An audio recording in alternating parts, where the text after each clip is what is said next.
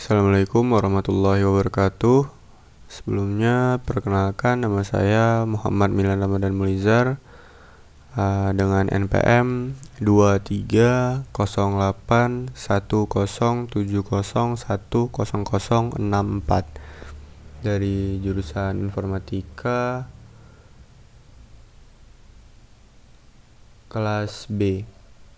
Jadi pada kali ini saya akan menjelaskan laporan tugas basis data saya yang berjudul Transformasi ERD menjadi basis data relasional.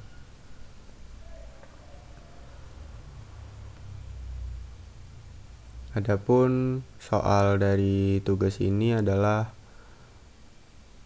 tugas ini dikerjakan secara individu karena saya mahasiswa dengan nomor absen genap, maka dari itu saya mengerjakan tugas nomor 1.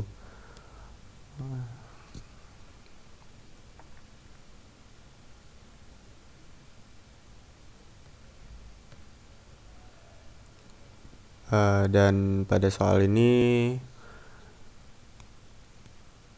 yang disuruh adalah membuat laporan yang berisi cover yang berisi NIM dan nama Anda, lalu asumsi-asumsi yang Anda analisis berdasarkan ERD yang disediakan, lalu sintaks SQL untuk melakukan create setiap tabel pada basis data yang Anda buat beserta describe struktur tabelnya. Jika constraint ditambahkan sesudah Anda selesai membuat tabel, maka tuliskan juga SQL penambahan constraint tersebut.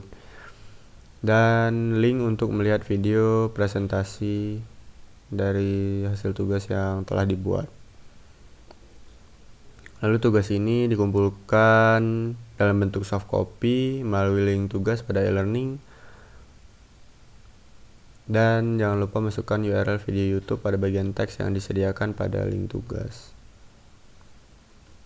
Adapun soal dari nomor 1, yaitu soal dengan nomor absen mahasiswa yang ganjil.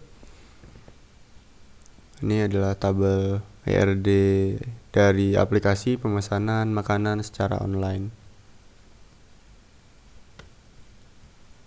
Jadi saya akan menganalisis tabel ERD-nya. Jadi pada tabel ERD di atas itu terdapat bahwasanya ada 6 entitas dan 5 relasi. Karena ada 6 entitas, maka terdapat pula 6 tabel.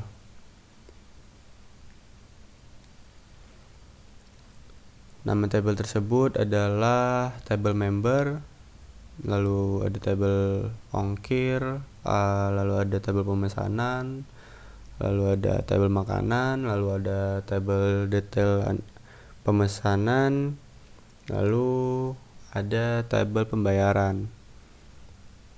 Jadi pada pembuatan tabel database dari ERD yang pada soal di atas, saya selesaikan dengan MySQL pada SAMPP. Jadi berikut adalah sintaks tabel-tabelnya. Jadi sini ada tabel member yang berisikan ID member, nomor telepon, nama member, password, instansi, email, alamat. Jadi pada tabel member di atas terlihat bahwa tabel tersebut memiliki 7 atribut yang sesuai dengan ERD pada soal. Primary key-nya ditunjukkan pada atribut member. Kemudian saya tambahkan constraint auto increment pada atribut ID member agar nilai tersebut dapat diisi secara otomatis oleh sistem, yang menjadikannya atribut yang mudah untuk dicari dan unik. Lalu ini adalah data yang telah saya masukkan ke dalam tabel member. Contoh datanya.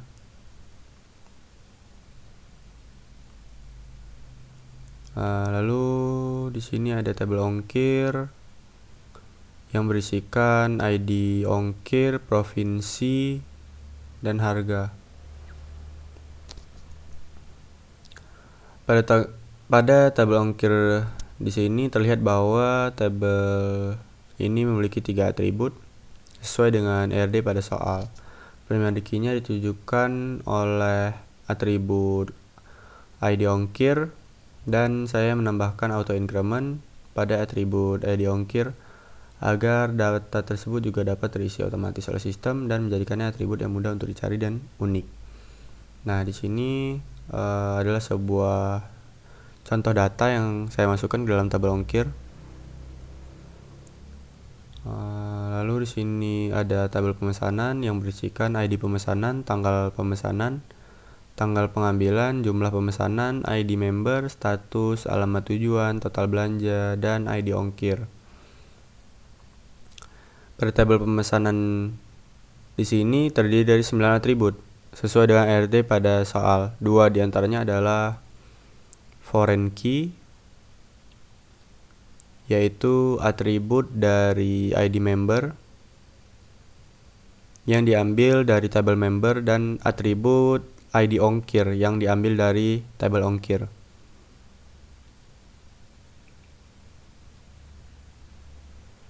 Ini disesuaikan dengan relasi ERD yang telah ditentukan. Tabel member dan pemesanan memiliki kardinalitas 1 to n, sehingga primary key dari tabel member menjadi foreign key pada tabel pemesanan. Sementara itu, tabel ongkir dan pemesanan memiliki kardinalitas 1 to 1 atau 1 to 1, di mana foreign key-nya harus dibuat untuk menunjukkan hubungan antara tabel tersebut.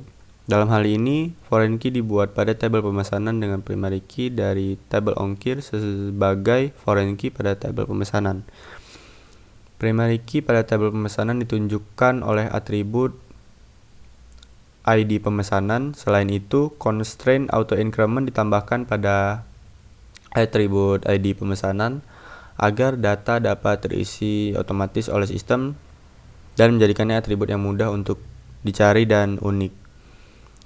Untuk atribut tanggal pemesanan di sini dan tanggal pengambilannya juga saya menggunakan tipe data date dengan format tahun, bulan, dan hari untuk menunjukkan waktunya. Dan di sini adalah sebuah data, ya, contoh data yang saya masukkan ke dalam tabel pemesanan. Lalu di sini ada tabel makanan yang berisikan ID makanan, deskripsi, nama makanan, harga makanan, berat makanan, dan foto makanan. Jadi pada tabel makanan ini terdiri dari 6 atribut sesuai dengan ERD pada soal, dengan primary key ditunjukkan pada atribut ID makanan, dan saya nambahkan auto increment pada atribut ID makanan juga agar data ini juga dapat terisi otomatis oleh sistem dan menjadikannya unik. Selain itu, saya membuat tipe data pada atribut foto makanan ini adalah tipe data blob atau BLOB untuk menginput data berupa gambar. Lalu gambar ini adalah sebuah contoh data yang telah saya masukkan ke dalam tabel makanan. Lalu di sini ada tabel detail pemesanan yang berisikan ID detail pemesanan, ID makanan, dan subtotal harga. Jadi pada tabel ini terdapat 4 atribut, di mana 2 diantaranya merupakan foreign key. Atribut ID pemesanan ini diambil dari tabel pemesanan, sedangkan atribut ID makanan diambil dari tabel makanan. Hal ini terjadi karena terdapat kardinalitas 1 ke n antara tabel pemesanan dengan tabel detail pemesanan, sehingga primary key dari tabel pemesanan menjadi foreign key pada tabel detail pemesanan. Begitu juga dengan tabel makanan yang memiliki kardinalitas 1 ke n dengan tabel detail pemesanan, sehingga primary key pada tabel makanan menjadi foreign key di tabel detail pemesanan. Atribut ID detail pemesanan ditetapkan sebagai primary key. Dan saya juga menambahkan constraint auto increment pada atribut ID detail pemesanan agar data dapat diisi otomatis oleh sistem yang menjadikannya mudah untuk dicari dan unik. Selanjutnya saya menghapus 3 atribut pada entitas ini karena akan menyebabkan redundansi data. Atribut harga makanan dan nama makanan telah dicakup oleh atribut ID makanan dari tabel makanan yang sebelumnya. Begitu pula dengan atribut ID pemesanan yang mencakup data dari atribut jumlah pemesanan pada tabel pemesanan yang sebelumnya juga. Oleh karena itu, ketiga atribut tersebut saya hapus dari entitas ini, sehingga tabelnya menjadi berisikan hanya 4 entitas. Lalu di sini ada contoh data yang telah saya masukkan ke dalam tabel detail pemesanan. Lalu yang terakhir ada tabel pembayaran. Jadi pada tabel pembayaran ini terdapat isinya adalah ID pembayaran, bukti pembayaran, ID pemesanan, tanggal pembayaran, nominal pembayaran, dan keterangan. Pada tabel pembayaran ini terdapat 6 atribut, di mana salah satunya merupakan foreign key. Atribut ID pemesanan diambil dari tabel pemesanan sesuai dengan ERD pada soal. Hal ini terjadi karena terdapat kardinalitas 1 ke 1 antara tabel pembayaran dan tabel pemesanan. Kita harus membuat foreign key di salah satu tabel untuk menandai adanya relasi antar tabel.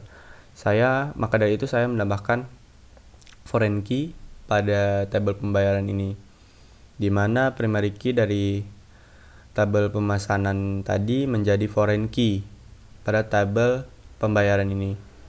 Primary key pada tabel pembayaran ditunjukkan pada atribut ID pembayaran.